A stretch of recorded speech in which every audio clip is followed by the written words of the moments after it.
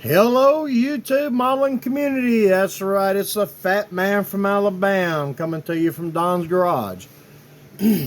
Well, as some of you noticed, I did not post anything yesterday. We had some serious technical difficulties with the phone. Camera, memory. Actually, it was the operator, to be honest with you. That was me. Hey, I got a smartphone and it's considerably smarter than I am. So, and that's what I'm using right now. Anyhow, enough of that nonsense. What we have here today is the Monogram 37 Ford Tudor sedan. Many of you have seen this kit, which was released in 2010. Has Monogram's name on the box, but it was produced by the Revell company. What that means, Revell had acquired Monograms somewhere in the mid-90s, I think it was, and it was first they would, had the Revell kits, you had your Monogram kits, boxes labeled accordingly. Then they switched up and did the Revell Monogram. Then they've kind of phased out the Monogram name, and everything got Revell's name put on it, regardless of the the original origin of the kit. Well, they done this particular version called the Classic Cruiser. It was part of a series of cars they done, kind of in a way to breathe some new life in some old tooling and whatnot. The 32 Ford 3-window kit was done in this same box art. They kind of labeled them as a easy build or something like that, which was a reach. The 32 Ford and this one's not, they go together good, but they're multiple piece cars. So someone's stepping into a glue kit, the early days of glue kit, early in modeling, doing this as a glue kit, and the 32's a little difficult. Now this one, this is not the original box art, if I'm not mistaken. This particular one was produced in '91, according to the date on the box. And you're looking as well, there's 2 37s, one's early issue, one's a later issue. There's no big difference. There is. The orange version, there was this box art, and then a black box art had a multicolor stripe went across the top, if I'm not mistaken. That one and this one, the difference is in the chassis in particular. You can see here, this one has a cross member in the front end part of the frame for a straight axle. Yes, this kit used a straight axle, whereas the blue version on the box art has no cross member in it. It's void. Nothing there. What it is, when they decided to do the 37 Cabriolet, the blue one had the little trailer hanging behind it, they changed and put the independent front end, which is on, part of it's on this tree.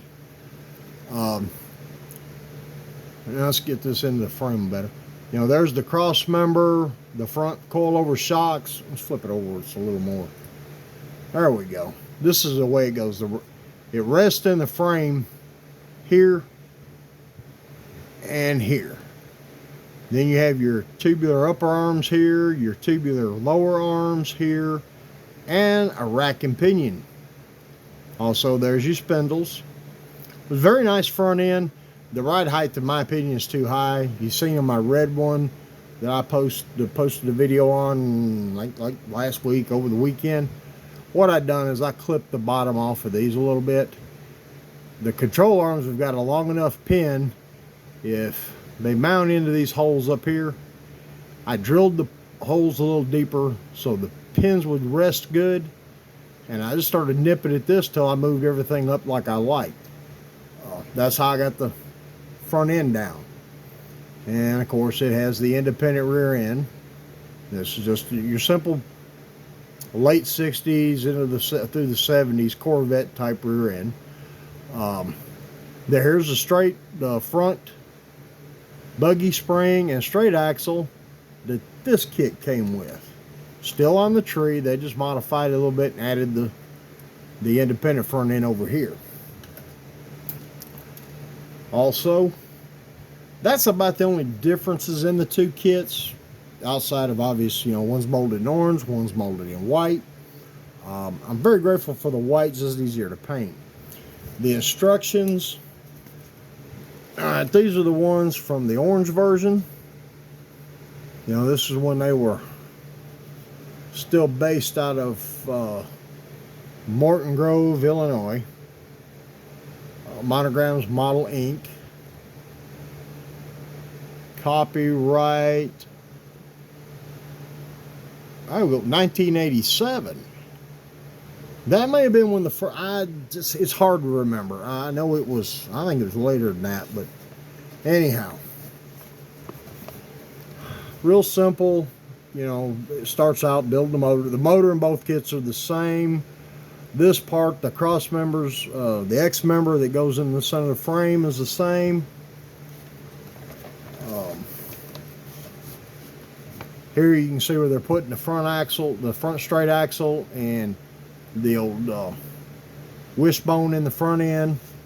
Those components, they still come in the white one or blue one, whichever color you want to call it. But the instructions don't show it. So basically it's extra parts for the parts box. Other than that, like I said, everything stays the same. You do have your choice of stock style running boards and smooth running boards. You got the louvered hood or the stock hood with the hood ornament. This, like I said, it builds into a nice kit. It has some finicky fitment issues. The firewall, I had issues with mine fitting. The firewall was basically, in my opinion, was too tall. I made some adjustments to get it to fit down better and then cleaned it up on the bottom. Let's see, what else have we got here? Oh yeah, the orange one came with this card. Showing what was being released the same year. And on the back, oh yeah, get a free catalog. Just send 2 USB UPC barcodes from any Monogram kit, or send $2 and they send you a catalog. That's P.O. Box out of Chicago, Illinois, which I believe, what was it, Maple Grove? Morton Grove. I think that's like a suburb or whatever to Chicago. I'm not sure. I live way down here in Alabama. Let's see, what else? You see, I thought I was prepared for this video. It's been a long day. I've been working in the yard. The white kit, if I'm not mistaken, that's the difference in the other difference in these two kits.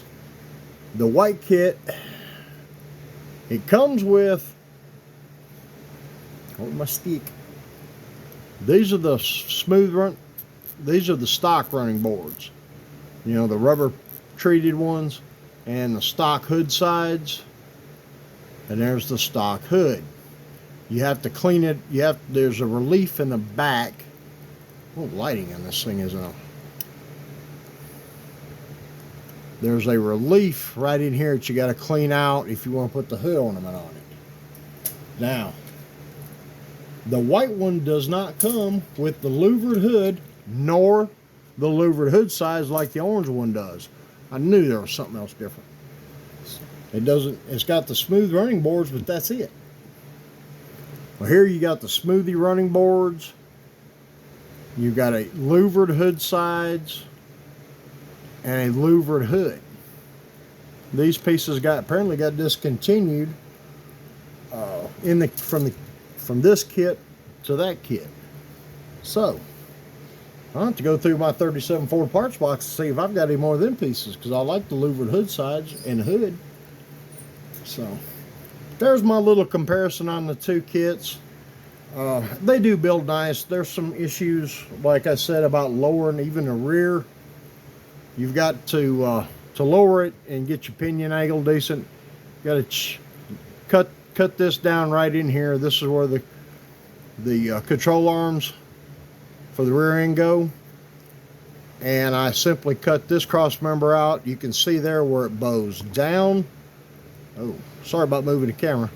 I cut it out here and here and just flipped it over. I think I had to add a little bit, like a piece of 20 thousandths on each end to get it to fit back in the rails nice and centered.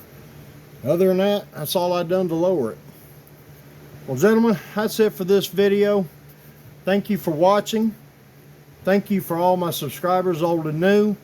Hey, if this is your first time watching one of my videos, please consider subscribing my channel. Hit that like button. Please, everybody, anybody, drop a comment down below. I love reading y'all's comments. That being said, I've got more videos coming real soon. We've got some of the technical difficulties straightened out, meaning I learned some stuff from my nephew last night. So, remember folks, live, love, and laugh. Build the model for you. Take care, everyone. This is Don, signing out from Don's Garage. I'll see you all in the next video. Goodbye.